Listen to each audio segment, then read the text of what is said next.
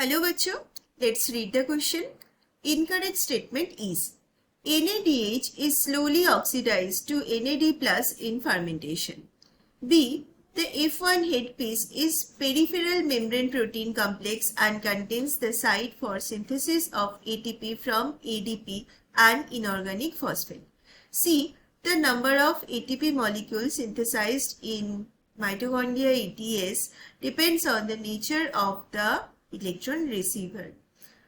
D. Less than 7% of energy in glucose is released and not all of it is trapped as ATP during fermentation. तो हम देखेंगे कि incorrect statement क्या है. Question में बोला गया कि इनकरेक्ट स्टेटमेंट क्या है, तो हम देखेंगे इनमें से इनकरेक्ट स्टेटमेंट क्या है. For that we need to know the key concept over there. तो की कंसेप्ट, अगर हम क्वेश्चन स्टेटमेंट्स को पढ़ेंगे तो यहाँ पे रेस्पिरेशन फर्मेंटेशन की बात हो रहा है. ठीक है, तो फर्स्ट वाला जो है, first statement is saying about fermentation, right. तो इसका की कंसेप्ट होगा फर्मेंटेशन.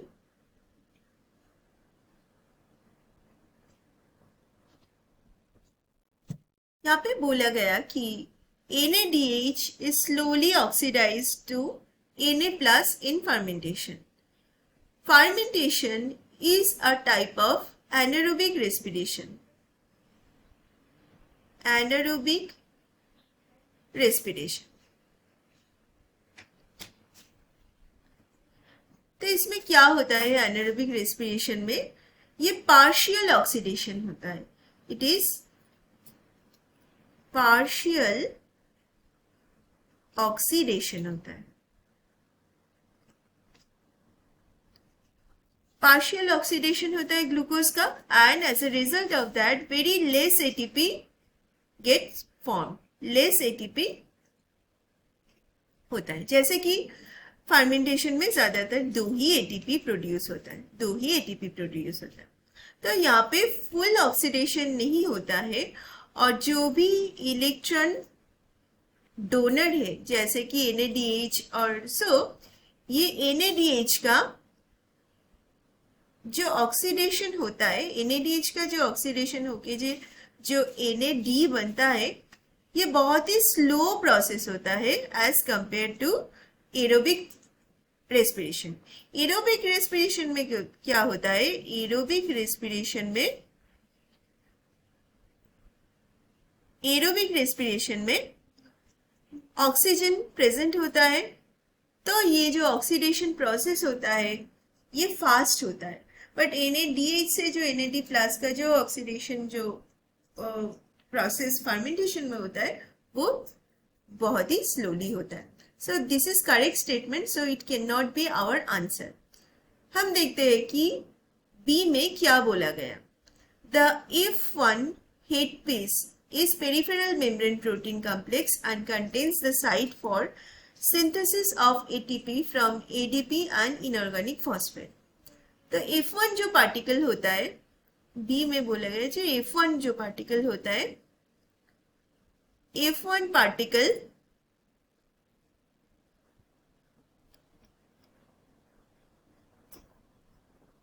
यही हेल्प करता है, किस लिए? ये एटीपी सिंथेसिस के लिए हेल्प करता है. पेरिफेरल मेम्ब्रेन प्रोटीन होता है. तो माइटोकॉन्ड्रिया का जो इनर मेम्ब्रेन है, माइटोकॉन्ड्रिया का मैं यहाँ पे ड्रॉ कर रही हूँ. माइटोकॉन्ड्रिया का दो मेम्ब्रेन होता है, क्योंकि माइटोकॉन्ड्रिया एक डबल मेम्ब्रेन बाउंड ऑर्गेनल है. माइटोकॉन्ड्रिया, तो माइटोकॉन्ड्रिया का जो इनर मेम्ब्रेन होता है, यहाँ पे तरह तरह की प्रोटीन्स प्रेजेंट होता है. तो ऐसे ही एक है ये F1 particle. Okay, F1 particle ATP synthesis के नाम से भी जाना जाता है. ये जो F1 पार्टिकल है, it helps in ATP synthesis.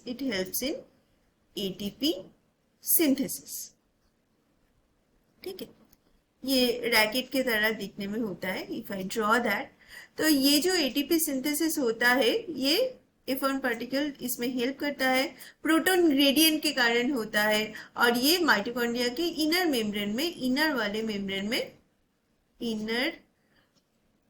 Membrane में प्रेजेंट होता है, इनर मेम्ब्रेन में प्रेजेंट होता है। तो ये जो है F1 headpiece is peripheral membrane protein complex. Yes, ये peripheral protein complex है and contains the site for ATP synthesis. और ATP synthesis होता कैसे है? ADP plus PI ये मिलके क्या होता है? ATP synthesis होता है and this is the site for ATP synthesis. मतलब यहाँ पे ही होता है ATP synthesis. बिल्कुल करेक्ट स्टेटमेंट।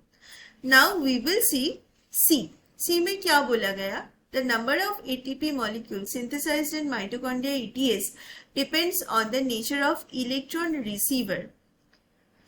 ETS में क्या होता है? ETS जैसे इलेक्ट्रॉन ट्रांसपोर्ट सिस्टम का एक बहुत ही इंपॉर्टेंट मतलब पार्ट है। क्या?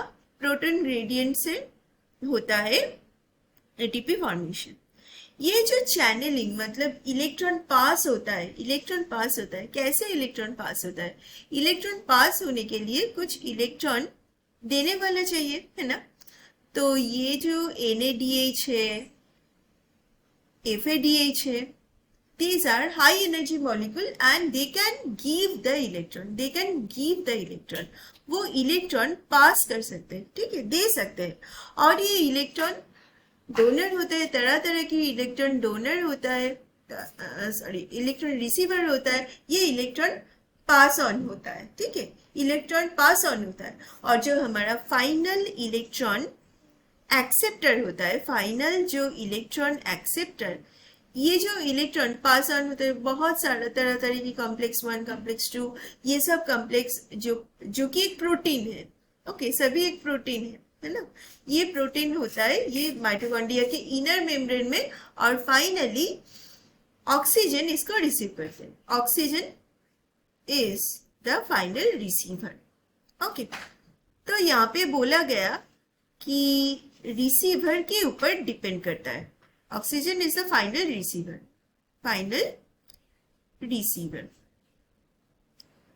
पर ये कितना इलेक्ट्रॉन देगा वो रिसीवर के ऊपर क्या डिपेंड करता है? तो number of ATP molecules synthesized in the mitochondria ETS depends on the nature of electron receiver. ये सही नहीं है। क्यों सही नहीं है? क्योंकि ये डिपेंड करता है इलेक्ट्रॉन डोनर के ऊपर। So it depends upon electron donor के ऊपर, जो इलेक्ट्रॉन देते हैं उसके ऊपर डिपेंड करते हैं, जिसके कारण NADH से 3 ATP बनता है और FADH से बनता है 2 ATP। तो ये जो इलेक्ट्रॉन डोनर है उसके ऊपर डिपेंड करता है ये कितना ATP बने। तो हमारा जो ये थर्ड वाला है ये बिल्कुल रॉन्ग हो गया, और यही होगा हमारा आंसर। फिर भी हम देख लेंगे कि ये जो डी स्टेटमेंट है उसमें क्या बोला गया। Less than 7% of energy in glucose is released and not all of it trapped as ATP during fermentation. तो फर्मेंटेशन के बारे में फिर से और एक बार मैं बोल देती हूँ, हम ऑलरेडी डिस्कस कर चुके हैं। फर्मेंटेशन कब होता है? जब ऑक्सीजन प्रेजेंट नहीं होता है, okay, in absence of oxygen. कहाँ पे होता है फर्मेंटेशन? बैक्टीरिया पे होता है, ईस्ट पे होता है ना? बैक्टीरिया पे होता है, ईस्ट पे होता है, हमारे मसल सेल्स में भी होता है lactic acid fermentation. And fermentation का भी टाइप होता है, जैसे कि इथेनॉल फर्मेंटेशन, जैसे कि लैक्टिक एसिड फर्मेंटेशन। तो फर्मेंटेशन से हमको जो एनर्जी मिलता है वो बहुत ही कम है, only 2 ATP we can get as compare to the full aerobic respiration, जहाँ पे 30 एटीपी मिलता है, 38, कहाँ 38 एटीपी और कहाँ 2 एटीपी। तो ये बहुत ही कम एनर्जी देता है। सो द स्टेटमेंट इज बिल्कुल correct that less than 7% of energy in glucose is released. तो ये जो एनर्जी, हमारे रेस्पिरेशन का मेन काम क्या है, ग्लूकोज से एनर्जी निकालना। तो ये बहुत ही कम एनर्जी रिलीज होता है from glucose. It is around 7%, it is actually less than 7%। Okay, तो ये जो स्टेटमेंट है ये भी सही है। तो स्टेटमेंट में बोला गया, तो क्वेश्चन में बोला गया कि इनकरेक्ट वाला कौन है, तो इनकरेक्ट वाला होगा ये ऑप्शन सी। तो इसीलिए जो ऑप्शन सी है यही हमारा आंसर।